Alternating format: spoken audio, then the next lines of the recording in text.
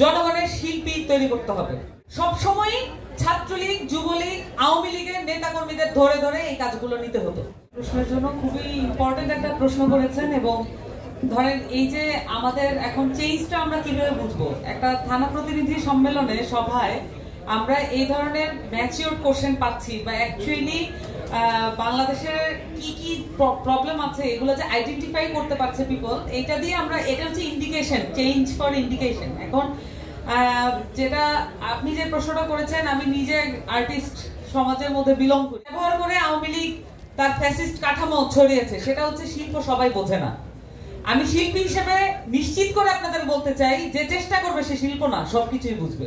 বিজ্ঞান, শিল্প, আপনারা যে যা বুঝতে চান, রাজনীতি যে যা বুঝতে চান সবই বোঝা যাবে, কিন্তু শিল্প সবাই বোঝে না। এবং শিল্প একটা ক্লাসের এলিমেন্ট এবং একটা ক্লাসের জিনিস, এইটা করে জনবিচ্ছিন্ন করে এইখানে তাদের দখল তারা প্রতিষ্ঠিত করেছে, এটাকে নোটিস করে না।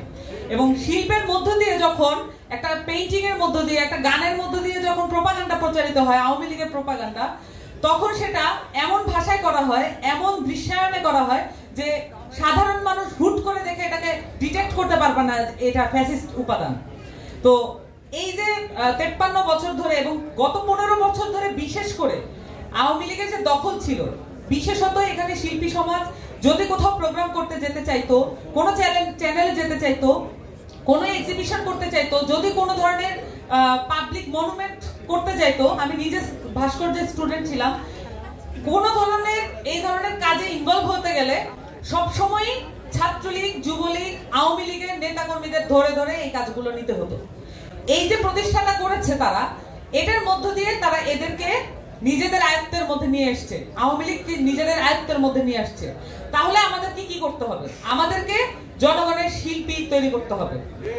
তার মানে আমরা যদি মনে করি যে শিল্পীরা করাপ্টেড, এই কারণে আমরা শিল্পীদের, আমাদের সন্তানদেরকে শিল্প প্রতিষ্ঠানে আমরা পাঠাবো না, আমরা গান গাইতে পাঠাবো না, আমরা চারুকলায় পাঠাবো না, তাহলে আওয়ামী লীগ আবার সুযোগ নেবে। তার মানে হচ্ছে আমাদের সন্তানদেরকে উৎসাহ দিতে হবে, যারা বাংলাদেশের স্বপ্ন দেখে, সুন্দর একটা বাংলাদেশের স্বপ্ন দেখে, তাদেরকে বরঞ্চ এই প্রতিষ্ঠানগুলোকে দখল করার চিন্তা করতে হবে। এই প্রতিষ্ঠানগুলোকে আপনার মতবাদ দিয়ে আপনারা দখল করতে পারবেন। এটা শুধুমাত্র বাইরে থেকে সমালোচনা করে এটা দখল হবে না। সমালোচনা, সেই সাথে যথাযথ ক্রিটিক, সেই সাথে হচ্ছে ইনভলভমেন্ট, অংশগ্রহণ। আমি আমার একটা ব্যক্তিগত অভিজ্ঞতার কথা বলি।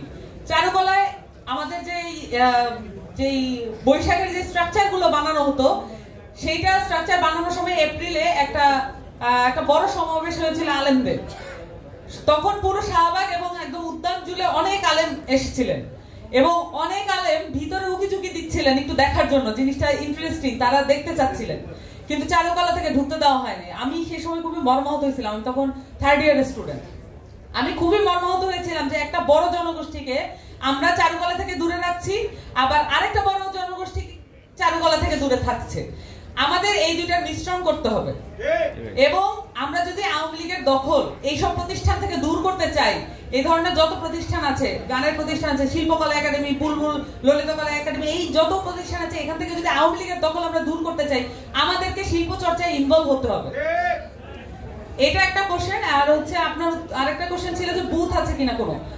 আমরা আমাদের সর্বোচ্চ চেষ্টা করছি যে যত বেশি আপনাদের সাথে থাকা যায়, যত বেশি আপনাদের সাথে থাকবো, তত বেশি আপনাদের কোশ্চেন আমরা অ্যাড্রেস করতে পারবো, আপনাদের মনের চিন্তাগুলো আমরা শুনতে পারবো। এবং শুধুমাত্র কোশ্চেন অ্যাড্রেস না, আমাদেরও কিছু কোশ্চেন আছে যে আপনারা নতুন দল কেমন চান, আপনারা কিরকম মনে করছেন যে আমাদের 4 মাসের পারফরমেন্স কেমন, আপনারা আমাদের প্রতি কোন ধরনের বিষয়ে আরো বেশি আশা করেছিলেন যেটা পান নাই, এই বিষয়গুলো আপনাদের কাছ থেকে আমরা শুনতে চাই। এই কারণে আমরা যেটা করেছি যে আমাদের যেটা কেন্দ্রীয় কার্যালয়, এই কার্যালয়ে আমরা সার্বক্ষণিক ওপেন রেখেছি এবং আমাদের মধ্যে থেকে কেউ না কেউ থাকেই।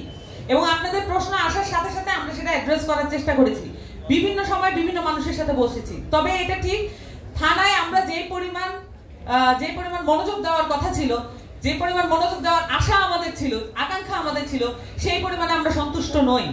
আরো বেশি হলে আপনাদের সাথে আমাদের কানেকশন আরো বেশি ভালো হতো, নতুন দলের কার্যক্রম আরো বেশি গতিশীল হতো। তো এটা আরো বেশি আমরা চেষ্টা করব, সামনে যে কয়দিন আছে আমরা আরো বেশি থানা প্রতিনিধিদের সাথে ইনভলভ হওয়ার চেষ্টা করব। এটাই হচ্ছে আমাদের পক্ষ থেকে আমাদের বক্তব্য।